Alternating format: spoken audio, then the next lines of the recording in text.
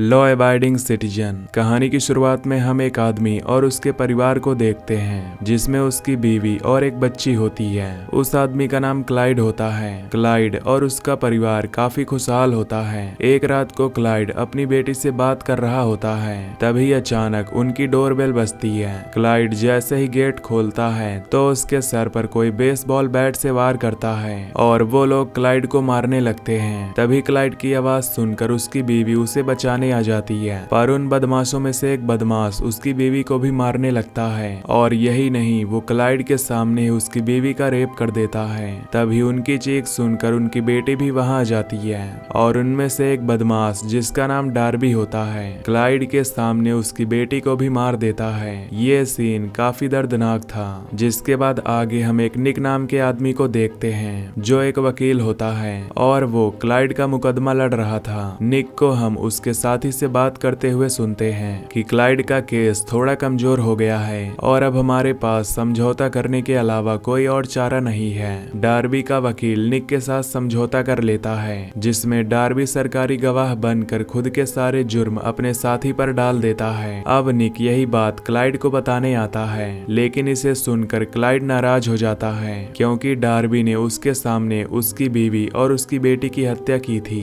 वो निक को बार बार बोलता है कि डार्बी गुनहगार है और उसे सजा जरूर मिलनी चाहिए, लेकिन निक कहता है कि हमारे पास और कोई चारा नहीं है, हमें ऐसा करना ही पड़ेगा, नहीं तो हम ये केस हार जाएंगे और वो दोनों छूट जाएंगे। क्लाइड उससे रिक्वेस्ट करता है कि प्लीज उसके साथ समझौता मत करो, पर निक पहले ही समझौता कर चुका होता है। अब हम देखते हैं कि कोर्ट रूम में समझौता हो जाता है और डार्बी को थोड़ी सजा होती है, जिसे देखकर क्लाइड बहुत दुखी होता है क्योंकि वो जानता था कि असली गुनहगार तो डार्बी था। क्लाइड वहां से चुपचाप चला जाता है। उधर निक समझौता करके अपने घर आ जाता है जहां पर हम उसकी बीवी को देखते हैं जो कि प्रेग्नेंट है। और अब यहाँ से कहानी 10 साल आगे जाती है जहां हम निक की बेटी को देखते हैं। वो आम दिनों की तरह ही ऑफिस जाने के लिए तैयार होता है, तभी उसकी बीवी उसे उसके परिवार पर ध्यान देने के लिए कहती है क्योंकि निक ज्यादातर समय काम में ही बिजी रहता था। वो ऑफिस आ जाता है जहाँ पर वो और उसका असिस्टेंट एक क्रिमिनल के एग्जीक्यूशन पर जाते हैं, जहां वो क्रिमिनल कहता है कि वो उस गुनाह की सजा काट रहा है जो उसने किया ही नहीं है। दरअसल वो क्रिमिनल्स एम्स होता है जिसे निक ने डार्बी की जगह सजा दिलवाई होती है। उसके एग्जीक्यूशन में उसके शरीर के अंदर कुछ ड्रग्स इंजेक्ट करने थे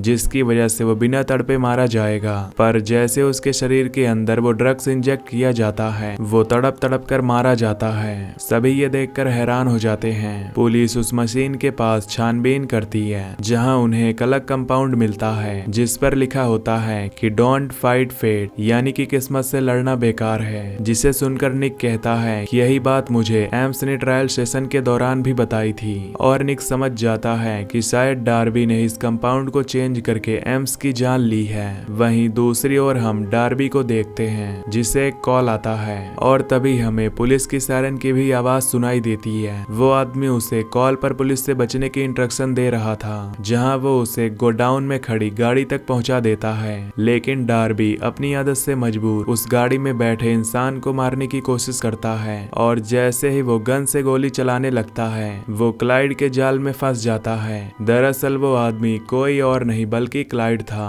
और उसने पहले उस गन के हैंडल पर टॉक्सिन का कंपाउंड लगा दिया था जिससे डार्बी को पैरालाइसिस का अटैक पड़ जाता है। आगे हम देखते हैं कि क्लाइड डार्बी को उठाकर एक वेयर हाउस में ले जाता है जहां बहुत सारे सर्जिकल इंस्ट्रूमेंट और एक ऑपरेशन थिएटर होता है। वहां डार्बी को जिंदा रखकर वो बुरी तरह मारता है। वो डार्बी के शरीर के 25 टुकड़े करता है। उधर निक को भी अब शक हो जाता है कि डार्बी के साथी की मौत भी शायद डार्बी की वजह से नहीं हुई क्योंकि उसे मारने वाला आदमी बहुत शातिर है और डार्बी बहुत ही वायलेंट, इसीलिए उसे क्लाइड पर शक होता है और अब डार्बी की मौत उसका शक और गहरा कर देती है। वो अपनी असिस्टेंट को क्लाइड की इंफॉर्मेशन निकालने के लिए बोलता है जहां उसे पता चलता है कि क्लाइड एक जीनियस है जिसके नाम पर 2000 से भी ज्यादा पेटेंट हैं और उसने अभी हाल ही में अपने सारे पेटेंट बेचकर कुछ प्रॉपर्टीज खरीदी हैं जैसे कि वेयर हाउस, बड़े गोडाउन्स और वो भी सब एयरपोर्ट, केमिकल प्लांट्स और रेलवे स्टेशन के नजदीक। इतने सबूत काफी थे जो क्लाइड की तरफ इशारा कर रहे थे।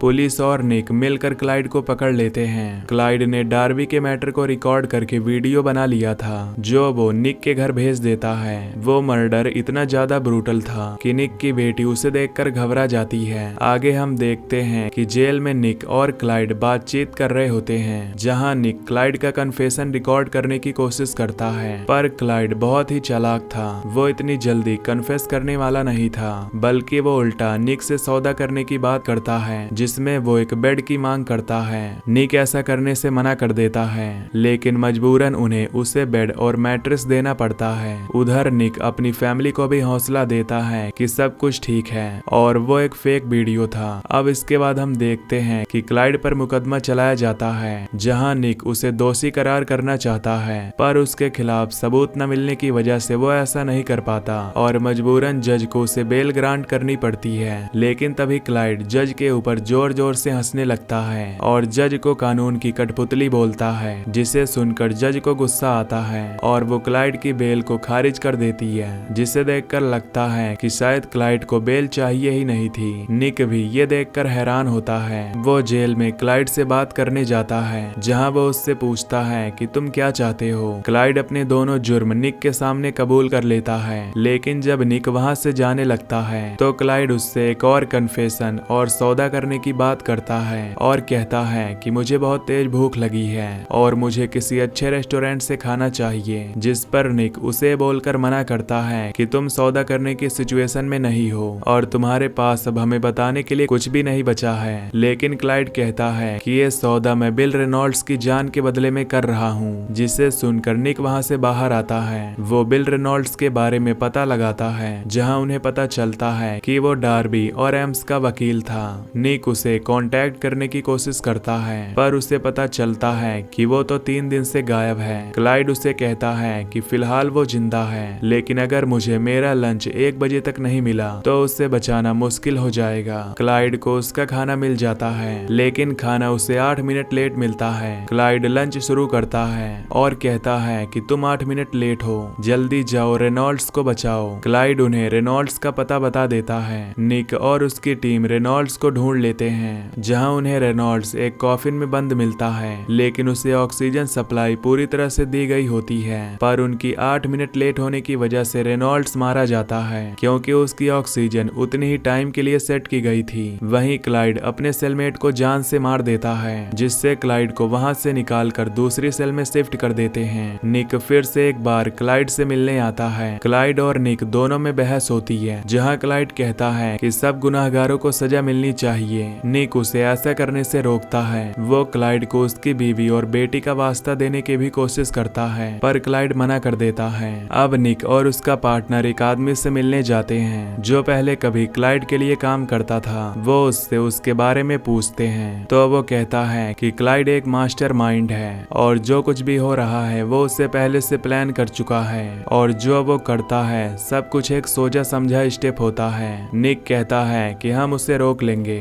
लेकिन वो आदमी कहता है कि उसे रोकना इतना आसान नहीं है। उसे रोकने का सिर्फ एक ही तरीका है, उसे मार दो। वो ये भी बताता है कि जो भी उसकी बीवी और बच्चे वाली केस से जुड़े हुए लोग हैं वो बिल्कुल भी सेफ नहीं हैं, जिसे सुनकर निक सबको अलर्ट कर देता है और जज से मीटिंग करता है। वो उन्हें सारी सिचुएशन समझाता है। जज उनकी बातें सुनती है, पर बीच में ही उसे कॉल आ जाता है और जैसे ही वो फोन रिसीव करती है उसके हाथ में उसका फोन ब्लास्ट हो जाता है, जिससे उसकी मौत हो जाती है। ये देखकर निक और कैंट्रेल दोनों घबरा जाते हैं। निक गुस्से से क्लाइड से मिलने जाता है। तब क्लाइड निक को उसके पूरे परिवार की डिटेल बताता है, जिससे निक नाराज हो जाता है और बोलता है कि मेरी बीवी बच्चों को हाथ लगाने की जरूरत नहीं है। निक कहता है कि मैं तुम्हें और तुम्हारा साथ देने वाले हर एक आदमी को सजा जरूर दिलवाऊंगा, लेकिन क्लाइड फिर से उससे एक डील करता है। क्लाइड कहता है कि मुझे यहाँ से आजाद करवाओ, नहीं तो मैं सबको मार दूंगा।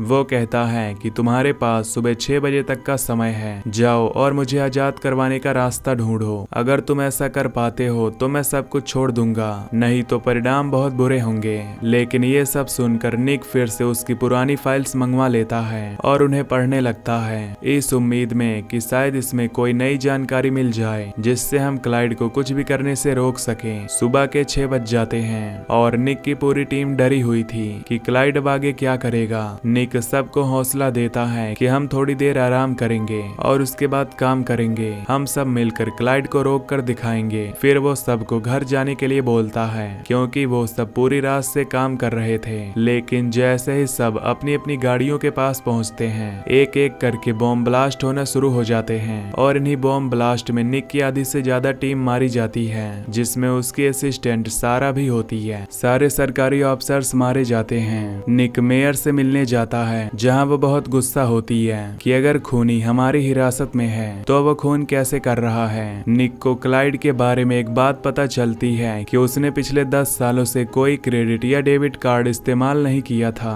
वो सिर्फ कैश इस्तेमाल करता है ताकि कोई सबूत पीछे न छोड़े। निक गुस्से में होता है, इसलिए वो क्लाइड को मारने लगता है। क्लाइड कहता है कि मैं इस सिस्टम से लड़ रहा हूँ, ना कि तुमसे, और हम दोनों इसीलिए आमने सामने हैं क्योंकि तुम इस सिस्टम का हिस्सा हो और अगर तुम मुझे रोकने की कोशिश करोगे तो तुम भी मारे जाओगे। आगे हम देखते हैं कि निक और उसकी बाकी की बची हुई टीम सारा के फ्यूनरल पर आते हैं, जहां हम एक आदमी को देखते हैं जो कि कुछ ऑपरेट कर रहा होता है। निक और उसकी टीम फ्यूनरल के बाद प्रेस कॉन्फ्रेंस अटेंड करने के लिए निकल जाते हैं, लेकिन तभी उनकी गाड़ियों पर एक रोबोट के जरिए मशीन गन से हमला हो जाता है। निक की गाड़ी को छोड़कर हर गाड़ी पर हमला होता है। कैंट्रेल, जो इस केस पर निक का साथ दे रहा था, क्लाइड उसे भी उसकी गाड़ी उड़ाकर मार देता है। क्लाइड के लगातार मर्डर करने की वजह से मेयर अब पूरे शहर में कर्फ्यू लगा देती है। पूरा शहर क्लाइड से डर जाता है। सभी निक को अलर्ट रहने को कहते हैं। निक अपनी तलाश और गहरी करता है। वो इस बार क्लाइड की इंडस्ट्रियल प्रॉपर्टी की जांच करता है और इस बार उसे कुछ मिल जाता है। वो जल्दी से दूसरे डिटेक्टिव के साथ इस प्रॉपर्टी पर जाता है और उसे चेक करता है।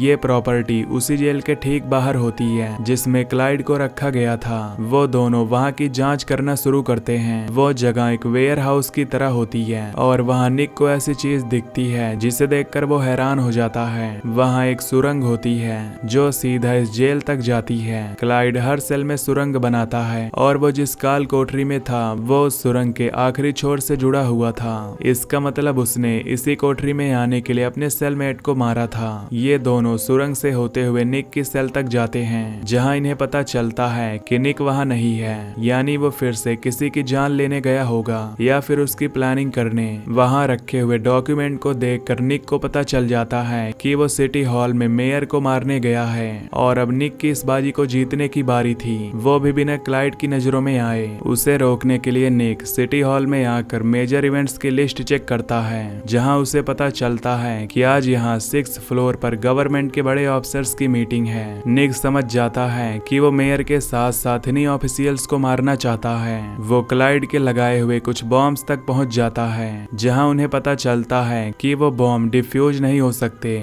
डिटेक्टिव निक से कहता है कि उन्हें मेयर को इन्फॉर्म करना होगा, लेकिन निक मना करता है क्योंकि अगर उन्होंने ऐसा किया तो बिल्डिंग खाली करनी पड़ेगी और क्लाइड सब देख लेगा, जिससे वो बॉम्ब को मैनुअल ऑपरेट करके उड़ा देगा। ये लोग सोचते हैं कि अब बिना किसी की जान गंवाए लोगों को बचाएंगे। क्लाइड सुरंग से होते हुए वापस अपने सेल में आ जाता है, जहां उसे निक पहले से ही बैठा मिलता है। क्लाइड समझ जाता है कि निक सब जान चुका है कि उसने सुरंग बनाया है। वो दोनों बहस करते हैं। क्लाइड उसे कहता है कि तुम सब मुझे रोक नहीं सकते हो, मैंने जो दर्द महसूस किया है आज उसे सब महसूस करेंगे। निक क्लाइड को समझाने की कोशिश करता है कि ऐसा मत करना और फोन का बटन मत दबाना, जो कि उस बॉम्ब का डेटोनेटर होता है। क्लाइड बहुत गुस्से में होता है। वो कहता है कि आज मैं किसी को नहीं छोड़ूंगा और बटन को दबा देता है और निक वहां से चला जाता है। क्लाइड समझ जाता है कि कुछ तो गड़बड़ है और वो देखता है कि सुरंग का दरवाजा और सेल का गेट बंद कर दिया गया है, जिसके बाद उसे उसके ही बॉम्ब की बीप सुनाई देती है क्योंकि निक उसके बिस्तर के नीचे वो बॉम्ब छुपा दिया था और वो समझ जाता है कि निक इस बार उससे बाजी जीत गया है। क्लाइड कुछ देर के लिए मुस्कुराता है और अपने बेड पर आकर अपनी बेटी के कंगन को देखता है और बॉम्ब ब्लास्ट हो जाता है, जिससे क्लाइड मारा जाता है और ये मूवी यहीं पर खत्म हो जाती है। तो दोस्तों, अगर आपको ये एक्सप्लेनेशन पसंद आई हो तो वीडियो को लाइक और चैनल को सब्सक्राइब कर दीजिए। Till then take care, love you,